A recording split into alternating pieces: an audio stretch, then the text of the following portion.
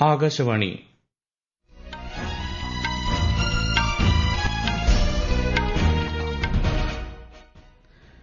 നമസ്കാരം. വാർത്തകൾ വായിക്കുന്നത് അക്ഷയ് ഷാജി.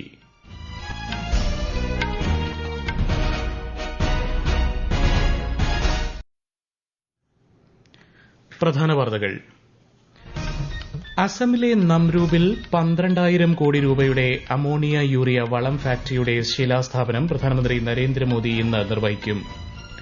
ലോക ധ്യാന ദിനത്തോടനുബന്ധിച്ച് ഹൈദരാബാദിലെ കൻഹ ശാന്തി വനത്തിൽ നടക്കുന്ന ധ്യാന പരിപാടിയിൽ ഉപരാഷ്ട്രപതി സി.പി. രാധാകൃഷ്ണൻ പങ്കെടുക്കും.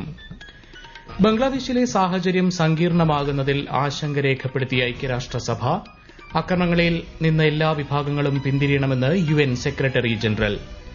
കേരളത്തിൽ തദ്ദേശ സ്ഥാപനങ്ങളിലേക്ക് പുതുതായി തെരഞ്ഞെടുക്കപ്പെട്ട അംഗങ്ങൾ ഇന്ന് സത്യപ്രതിജ്ഞ ചെയ്ത് ചുമതലയേൽക്കും.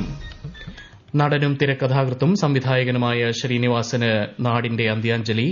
സംസ്കാരം രാവിലെ 10 മണിക്ക് കണ്ടനാട്ടെ വീട്ടുവളപ്പിൽ ഔദ്യോഗിക ബഹുമതികളോടെ. അണ്ടർ 19 ഏഷ്യാകപ്പ് ക്രിക്കറ്റ് ഫൈനലിൽ ഇന്ത്യ ഇന്ന് പാകിസ്ഥാനെ നേരിടും. മത്സരം ദുബായിലെ ഐസിസി അക്കാദമി സ്റ്റേഡിയത്തിൽ രാവിലെ 11 മണിക്ക്. വാർത്തകൾ വിശദമായി. പ്രധാനമന്ത്രി നരേന്ദ്രമോദിയുടെ അസം സന്ദർശനം തുടരുന്നു. ഇന്ന് നടക്കുന്ന പരീക്ഷാ പേ ചർച്ചയിൽ 25 സ്കൂളുകളിലെ വിദ്യാർത്ഥികളുമായി ബ്രഹ്മപുത്ര നദിയിലൂടെയുള്ള ക്രൂയിസ് യാത്രയ്ക്കിടെ അദ്ദേഹം സംവദിക്കും. അസം പ്രസ്ഥാനത്തിൽ ബലിദാനികളായ 860 പേരുടെ സ്മരണയ്ക്കായി നിർമ്മിച്ച സ്വാഹിദ് സ്മാരക ക്ഷേത്രം അദ്ദേഹം സന്ദർശിക്കും. തുടർന്ന് നംരൂപിൽ 12,000 കോടി രൂപയുടെ അമോണിയ യൂറിയ വളം ഫാക്ടറിയുടെ ശിലാസ്ഥാപനം പ്രധാനമന്ത്രി നിർവഹിക്കും.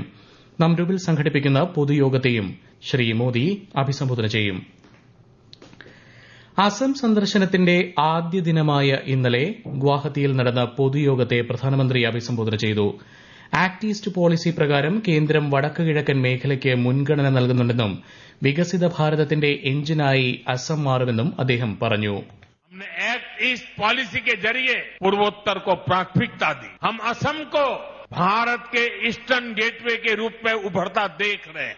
असम भारत को आसियान देशों से जोड़ने के लिए ब्रिज की भूमिका निभा रहा है. ये शुरुआत अभी बहुत आगे तक जाएगी और असम कई क्षेत्रों में विकसित भारत का इंजन बनेगा.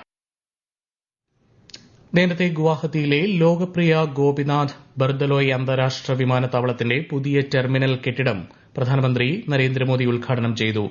ഏകദേശം 1.4 ലക്ഷം ചതുരശ്ര മീറ്ററിൽ വ്യാപിച്ചു കിടക്കുന്ന പുതിയ ടെർമിനൽ പ്രതിവർഷം 1.3 കോടി യാത്രക്കാരെ കൈകാര്യം ചെയ്യും. ടെർമിനലിന് പുറത്ത് അസമിലെ ആദ്യ മുഖ്യമന്ത്രി ഗോപിനാഥ് ബർദലോയുടെ 80 അടി ഉയരമുള്ള പ്രതിമ പ്രധാനമന്ത്രി അനാച്ഛാദനം ചെയ്തു. പശ്ചിമബംഗാളിൽ 3200 കോടി രൂപ ചെലവ് വരുന്ന 2 ദേശീയപാത പദ്ധതികളുടെ ഉദ്ഘാടനവും ശിലാസ്ഥാപനവും പ്രധാനമന്ത്രി നരേന്ദ്രമോദി വിർച്വലായി നിർവഹിച്ചു. നാദിയ ജില്ലയിലെ ദേശീയപാത 34ലെ 66.7 കിലോമീറ്റർ ബരാജകുലി കൃഷ്ണനഗർ സെക്ഷന്റെ 4-വരിപ്പാതയാണ് പ്രധാനമന്ത്രി ഉദ്ഘാടനം ചെയ്തത്. നോർത്ത് 24 പർഗാനാസ് ജില്ലയിലെ 17.6 കിലോമീറ്റർ നീളമുള്ള ബരാജതു ബരാജകുലി 4-വരിപ്പാതയുടെ ശിലാസ്ഥാപനം അദ്ദേഹം നിർവഹിച്ചു. കാരുണ്യം, സഹിഷ്ണുത, പരസ്പര ബഹുമാനം, കൂട്ടായ ഉത്തരവാദിത്തം എന്നീ മൂല്യങ്ങൾ വെറും പഴയ ആദർശങ്ങളല്ലെന്നും ശക്തവും ഐക്യവുമുള്ള ആധുനിക ലോകത്തിന് അനിവാര്യമായ അടിത്തറയാണെന്നും രാഷ്ട്രപതി ദ്രൌപദി മുർമു. തെലങ്കാനയിലെ ഗച്ചിബൌളിയിൽ നടന്ന പരിപാടിയെ അഭിസംബോധന ചെയ്യുകയായിരുന്നു രാഷ്ട്രപതി. വികസിത ഇന്ത്യയ്ക്കായുള്ള ദർശനത്തിന് ആധുനിക വിദ്യാഭ്യാസവും ധാർമ്മിക ജ്ഞാനവും നവീനതയും പാരിസ്ഥിതിക ഉത്തരവാദിത്തവും സംയോജിപ്പിക്കണമെന്ന് രാഷ്ട്രപതി ചൂണ്ടിക്കാട്ടി. हजारों वर्षों से हमारी सभ्यता ने उन सिद्धांतों को अपनाया है जो सत्य, न्याय, करुणा, आत्म अनुशासन और प्रकृति के साथ सामंजस्य पर आधारित है. भारत की आध्यात्मिक विरासत विश्व की मानसिक, नैतिक और पर्यावरण संबंधी समस्याओं का समाधान प्रदान करती है. आधुनिकता और आध्यात्मिकता का संगम हमारी सभ्यता की सबसे बड़ी शक्ति है. ഇന്ന് ലോക ധ്യാന ദിനം. കഴിഞ്ഞ വർഷമാണ് ഐക്യരാഷ്ട്രസഭ ഡിസംബർ 21 ലോക ധ്യാന ദിനമായി പ്രഖ്യാപിച്ചത്. ലോക ധ്യാന ദിനത്തോടനുബന്ധിച്ച് ഹൈദരാബാദിലെ കൻഹ ശാന്തി വനത്തിൽ നടക്കുന്ന ധ്യാന പരിപാടിയിൽ ഉപരാഷ്ട്രപതി സി.പി. രാധാകൃഷ്ണൻ പങ്കെടുക്കും. ഭരണനിർവഹണ സംവിധാനങ്ങളുടെ ഗുണമേന്മ മാത്രമല്ല അവയെ നയിക്കുന്ന വ്യക്തികളുടെ ഗുണനിലവാരവും പ്രധാനമാണെന്ന് ഉപരാഷ്ട്രപതി സി.പി. രാധാകൃഷ്ണൻ. സംസ്ഥാന പബ്ലിക് സർവീസ് കമ്മീഷൻ ചെയർപേഴ്സൺമാരുടെ ദേശീയ സമ്മേളനത്തിന്റെ സമാപന യോഗത്തെ ഹൈദരാബാദിൽ അഭിസംബോധന ചെയ്യുകയായിരുന്നു ഉപരാഷ്ട്രപതി. രാഷ്ട്ര സേവനത്തിനായി പ്രതിഭാധനരും നിഷ്പക്ഷരും ധാർമ്മികരുമായ വ്യക്തികളെ തെരഞ്ഞെടുക്കുന്നതിനുള്ള ഉത്തരവാദിത്തം ഏൽപ്പിക്കപ്പെട്ടിരിക്കുന്ന ഭരണഘടനാ സ്ഥാപനങ്ങളാണ് പബ്ലിക് സർവീസ് കമ്മീഷനുകളെന്നും അദ്ദേഹം പറഞ്ഞു. നിരന്തരം സഖ്യങ്ങൾ മാറിക്കൊണ്ടിരിക്കുന്ന കൂട്ടുകക്ഷി രാഷ്ട്രീയത്തിന് സമാനമാണ് സമകാലിക ലോക സാഹചര്യമെന്ന് വിദേശകാര്യമന്ത്രി എസ് ജയശങ്കർ. സാഹചര്യം കൃത്യമായി മനസ്സിലാക്കി സാമർത്ഥ്യത്തോടെ സ്വന്തം താൽപര്യങ്ങളിൽ ശ്രദ്ധ കേന്ദ്രീകരിച്ച് ഇന്ത്യ മുന്നോട്ടു പോകണമെന്നും അദ്ദേഹം പറഞ്ഞു. യൂറോപ്യൻ രാജ്യങ്ങൾ കുടിയേറ്റത്തെക്കുറിച്ചുള്ള ആശങ്കകളിലും ചർച്ചകളിലും ഏർപ്പെട്ടിരിക്കുകയാണെന്നും അതേസമയം ഇന്ത്യൻ തൊഴിലാളികൾക്ക് രാജ്യത്തിന് പുറത്ത് ആവശ്യക്കാർ ഏറെയാണെന്നും വിദേശകാര്യമന്ത്രി വ്യക്തമാക്കി. പൂനെ സാഹിത്യോത്സവത്തിൽ പങ്കെടുത്ത് സംസാരിക്കുകയായിരുന്നു ശ്രീ ജയശങ്കർ. ബംഗ്ലാദേശിലെ സാഹചര്യം സങ്കീർണമാകുന്നതിൽ ആശങ്ക രേഖപ്പെടുത്തിയ ഐക്യരാഷ്ട്രസഭ അക്രമങ്ങളിൽ നിന്ന് എല്ലാ വിഭാഗങ്ങളും പിന്തിരിയണമെന്ന് UN secretary general Antonio Guterres ആവശ്യപ്പെട്ടു. യുവജന നേതാവ് ഷെരീഫ് ഒസ്മാൻ ബിൻ ഹാദിയുടെ കൊലപാതകത്തിൽ അനുശോചനം രേഖപ്പെടുത്തിയ അദ്ദേഹം സംഭവത്തിൽ നിഷ്പക്ഷമായ അന്വേഷണം അനിവാര്യമാണെന്ന് വ്യക്തമാക്കി. ഈ വാർത്തകൾ ആകാശവാണിയിൽ നിന്ന്. ആകാശവാണി വാർത്തകളും വാർത്താ അധിഷ്ഠിത പരിപാടികളും all India radio news Thiruvananthapuram YouTube ചാനലിലും at all India radio news Thiruvananthapuram Facebook പേജിലും AIR ന്യൂസ് _ തിരുവനന്തപുരം ഇൻസ്റ്റഗ്രാം അക്കൌണ്ടിലും at AIR news _ TVM X ഹാൻഡിലും ലഭ്യമാണ്. നടൻ ശ്രീനിവാസന് അന്ത്യാഞ്ജലി അർപ്പിച്ച് കേരളം. എറണാകുളം ടൌൺ ഹാളിലും അദ്ദേഹത്തിന്റെ കൊച്ചി കണ്ടനാട്ടെ വസതിയിലും പൊതുദർശനത്തിന് വെച്ച ഭൌതിക ശരീരത്തിൽ നിരവധി പേർ ആദരാഞ്ജലി അർപ്പിച്ചു. മുഖ്യമന്ത്രി പിണറായി വിജയൻ, നടന്മാരായ മമ്മൂട്ടി, മോഹൻലാൽ, ദിലീപ്, സംവിധായകരായ കമൽ, സത്യനന്ദിക്കാട് തുടങ്ങി നിരവധി പേർ ടൌൺ ഹാളിലെത്തി അന്ത്യാഞ്ജലി അർപ്പിച്ചു. സംസ്കാരം ഇന്ന് രാവിലെ 10 മണിക്ക് വീട്ടുവളപ്പിൽ ഔദ്യോഗിക ബഹുമതികളോടെ നടക്കും. കേരളത്തിൽ തദ്ദേശ സ്ഥാപനങ്ങളിലേക്ക് പുതുതായി തെരഞ്ഞെടുക്കപ്പെട്ട അംഗങ്ങൾ ഇന്ന് സത്യപ്രതിജ്ഞ ചെയ്ത് ചുമതലയേൽക്കും. തുടർന്ന് ഭരണസമിതിയുടെ ആദ്യ യോഗം നടക്കും. തിരഞ്ഞെടുക്കപ്പെട്ടവരിലെ മുതിർന്ന അംഗം ആദ്യം സത്യപ്രതിജ്ഞ ചെയ്യും. ആ മുതിർന്ന അംഗമായിരിക്കും മറ്റുള്ളവർക്ക് സത്യവാചകം ചൊല്ലിക്കൊടുക്കുക.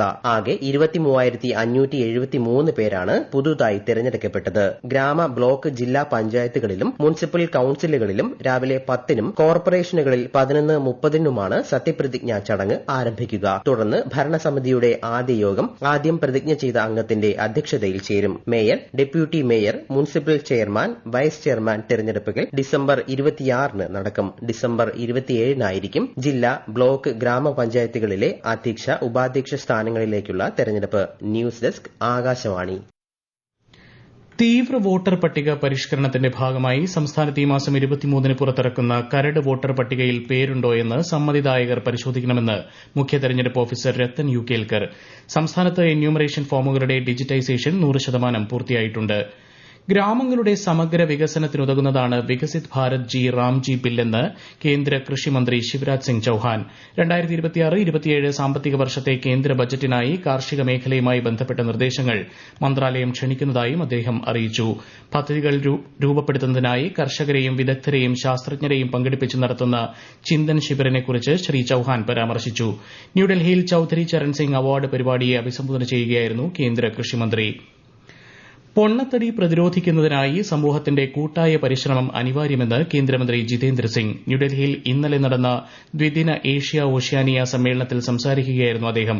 രാജ്യം നേരിടുന്ന പൊതുജനാരോഗ്യ പ്രതിസന്ധിയാണ് പൊണ്ണത്തടി. ശരീരഭാരം കുറയ്ക്കുന്ന മരുന്നുകൾ വിവേകപൂർവ്വം മാത്രം ഉപയോഗിക്കാൻ പാടുള്ളൂ. പൊണ്ണത്തടി കേവലം ഒരു ജീവിതശൈലി രോഗമല്ലെന്നും രാജ്യത്ത് 63% മരണവും പൊണ്ണത്തടിയുമായി പ്രത്യക്ഷമായോ പരോക്ഷമായോ ബന്ധപ്പെട്ടിരിക്കുന്നതായും കേന്ദ്രമന്ത്രി വ്യക്തമാക്കി. ദുബായിൽ നടക്കുന്ന ഏഷ്യ കപ്പ് അണ്ടർ-19 ഫൈനൽ മത്സരത്തിൽ ഇന്ത്യ ഇന്ന് പാകിസ്ഥാനുമായി ഏറ്റുമുട്ടും. രാവിലെ 11-ന് ദുബായിലെ ICC അക്കാദമി മൈതാനത്താണ് മത്സരം. 9ാം തവണ കിരീടം ലക്ഷ്യമിട്ടിറങ്ങുന്ന ഇന്ത്യയെ ആയുഷ് മാത്രയാകും നയിക്കുക. സെമിയിൽ ഇന്ത്യ ശ്രീലങ്കയെയും പാകിസ്ഥാൻ ബംഗ്ലാദേശിനെയുമാണ് പരാജയപ്പെടുത്തിയത്. ടൂർണമെന്റിൽ ഗ്രൂപ്പ് ഘട്ടത്തിൽ ഇന്ത്യ പാകിസ്ഥാനെ പരാജയപ്പെടുത്തിയിരുന്നു. പ്രധാന വാർത്തകൾ വീണ്ടും. അസമിലെ നംരൂപിൽ 12,000 കോടി രൂപയുടെ അമോണിയ യൂറിയ വളം ഫാക്ടറിയുടെ ശിലാസ്ഥാപനം പ്രധാനമന്ത്രി നരേന്ദ്രമോദി ഇന്ന് നിർവഹിക്കും. ലോക ധ്യാന ദിനത്തോടനുബന്ധിച്ച് ഹൈദരാബാദിലെ കൻഹ ശാന്തി വനത്തിൽ നടക്കുന്ന ധ്യാന പരിപാടിയിൽ ഉപരാഷ്ട്രപതി സി.പി. രാധാകൃഷ്ണൻ പങ്കെടുക്കും. ബംഗ്ലാദേശിലെ സാഹചര്യം സങ്കീർണമാകുന്നതിൽ ആശങ്ക രേഖപ്പെടുത്തിയ ഐക്യരാഷ്ട്രസഭ അക്രമങ്ങളിൽ നിന്ന് എല്ലാ വിഭാഗങ്ങളും പിന്തിരിയണമെന്ന് യുഎൻ സെക്രട്ടറി ജനറൽ.